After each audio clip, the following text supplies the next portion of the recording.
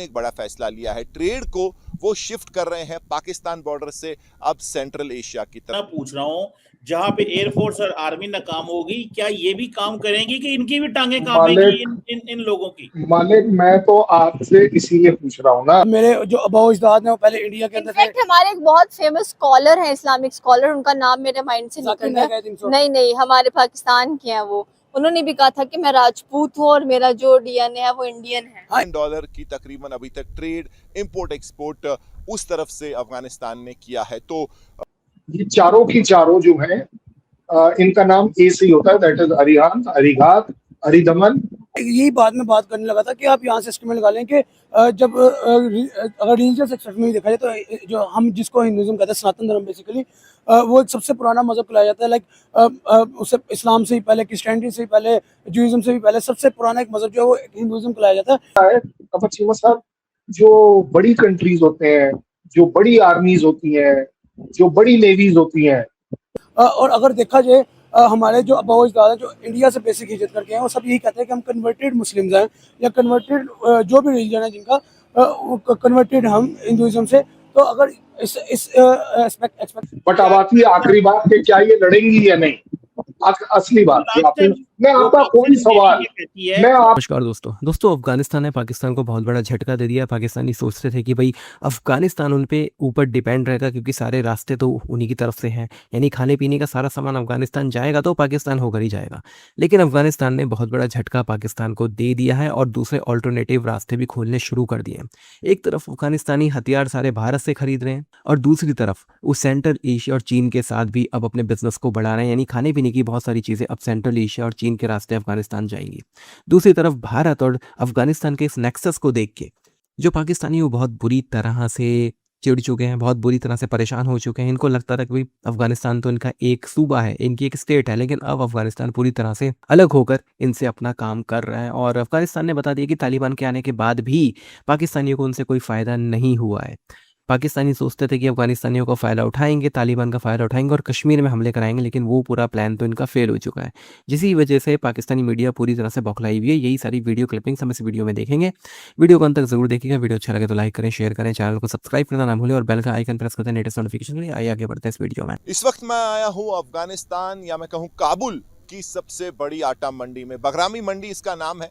और पाकिस्तान अफगानिस्तान के साथ जो बीच में कॉन्फ्लिक्ट एस्केलेट हुआ है, बॉर्डर क्रॉसिंग्स जो बहुत ज़रूरी थी अफगानिस्तान के लिए ट्रेड के हिसाब से, जो दवाइयाँ थी, एसेंशियल थे, जो भी यहाँ ट्रेड आता था वहीं से आता था। चमन, तौरखम और उसके अलावा कई सारी जो बॉर्डर क्रॉसिंग्स हैं पिछले 6 से 8 महीने से बंद हैं। जहाँ एक तरफ रेफ्यूजी क्राइसिस, उन क्रॉसिंग्स के आसपास का जो इलाका वहाँ देखा जा रहा है, वहीं अफगानिस्तान में कुछ समय तक एसेंशियल्स, दवाइयाँ और कई चीज़ों की कमी हुई। और अब जो तालिबान एडमिनिस्ट्रेशन है उन्होंने एक बड़ा फैसला लिया है। ट्रेड को वो शिफ्ट कर रहे हैं पाकिस्तान बॉर्डर से अब सेंट्रल एशिया की तरफ। का जो अगर आप टोटल जो ट्रेड वॉल्यूम है अगर उसको डॉलर्स में जो कन्वर्ट करें, $1 बिलियन की तकरीबन अभी तक ट्रेड इंपोर्ट एक्सपोर्ट उस तरफ से अफगानिस्तान ने किया है। तो इसको आप एक बहुत बड़ा शिफ्ट समझ सकते हैं कि ट्रेड अब अफगानिस्तान सिर्फ पाकिस्तान के ऊपर जो है निर्भर नहीं रखना चाहता। क्योंकि याद आया, वो तो 2016 से चल रही है भाई, मैं क्या करूं। 1-2 दिन आगे पीछे आप हो जाओगे तो मैं आपको समझ सकता हूँ कि गलती हो जाएगी। 2016 की चल रही है भाई मेरे पास तो। नहीं, वो 16 अच्छा, दूसरा और ऐड कर रहे हैं मैं तो ये हाँ, मैं आ रहा हूँ सर। अरे हजूरे वाला, ये तो ट्रेलर भी नहीं है। पहले कुछ नहीं कर सकी तो ये क्या कर लेगी? सवाल मेरा ये था, और सवाल पाएंगे कि नहीं लड़ पाएंगे, ये सवाल था। हाँ बिल्कुल, ये आपके, मैंने आपको पहला सवाल इसलिए ठीक करना चाहा कि पर्सपेक्टिव करेक्ट होना चाहिए। आपकी अगर समझ ही ठीक नहीं होगी तो फिर पाकिस्तान गलत समझे। मैंने तो पहली बात, दूसरी और तीसरी नहीं आ रही है, दूसरी और तीसरी नहीं आ रही है, चौथी आ रही है। तो यही चौथा होने वाला है। आप मुझे नहीं साहब, आपने कहा दूसरी और तीसरी किया हो। अच्छा चले, नहीं देखिए, आपने कहा ना दूसरी तीसरी, तो इसलिए मैं कह रहा हूँ यहाँ तो चौथे का मामला चल रहा है आपका। यही कहा, चौथा ना हो जाए, ठीक है ना। वो सीधी बात है। तो क्योंकि आपने बोला है इसलिए मुझे आई मस्ट करेक्ट यू कि it is not only Arihan. कल साहब लगता है आप ये ओ यस यस यस यस, ये पाकिस्तान का जैसे ही पाकिस्तान का आप पाकिस्तान का जैसे ही कनेक्शन लगता है ना तो करप्शन हो जाती है। मेरी बात सुने, पाकिस्तान से बात करते हुए आप हमारे सामने बैठे हो या आपकी फौज, सारे घबरा जाते हैं, ये कोई नई बात नहीं है। ठीक है, ये बात सही है। देखो बोल कौन रहा है, अरिहंत जो 2016 की आई है वो उसकी घबराहट आज आपको हुई है। ओ माय गॉड, मैं क्या करूं। बट वैसे मैं आपको बता दूं कि जो चारों जो हमारी ये जो शिप्स जो आ रही हैं, जो कि nuclear powered missile carrying submarine जो हैं, ये चारों की चारों जो हैं इनका नाम ए से ही होता है, दैट इज अरिहंत, अरिघात, अरिदमन और अरिसूदन। ठीक है, तो आज के बाद करेक्ट रहिएगा, वो दूसरी तीसरी मत बोला करिए। कभी कभी हम दिल पर ले लेते हैं कि यार बंदे को पता ही कुछ नहीं। कभी मुझे पता, चले बोले आप। चलिए कोई बात नहीं। अब मुझे आपको, मेरे को आपसे सिर्फ जो सवाल पूछना है, मैं आपको इन चारों का डर बताऊं या इसके बाद आने वाली का डर बताऊं? आप डर किससे रहे?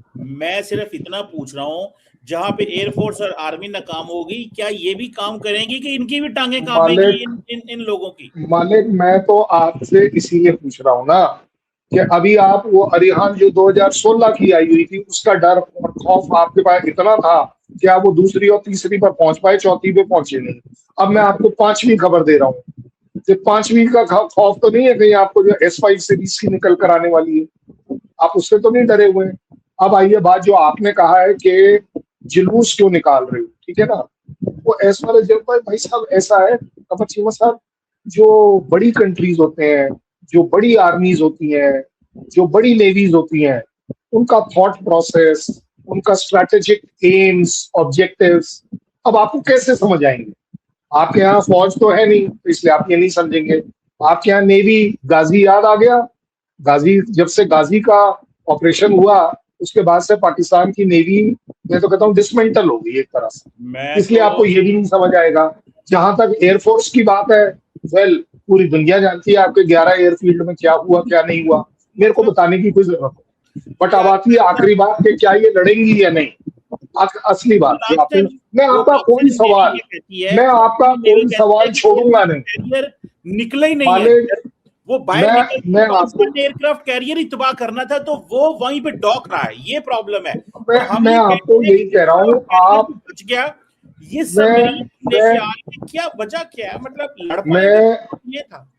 मैं आपके एक एक कर दे रहा हूँ। आपका जो आखिरी पिछले बार वाले सवाल था कि क्या ये लड़ पाएंगी या नहीं लड़ पाएंगी, मैं उसका पहले सवाल दे दूं एयरक्राफ्ट कैरियर पर, उसके बाद मैंने इसलिए आपको कहा कि पाकिस्तान की कंट्री को लड़ना किसे बोलते हैं, आर्मी किसे बोलते हैं, एयरफोर्स नेवी किसे बोलते हैं, वो आप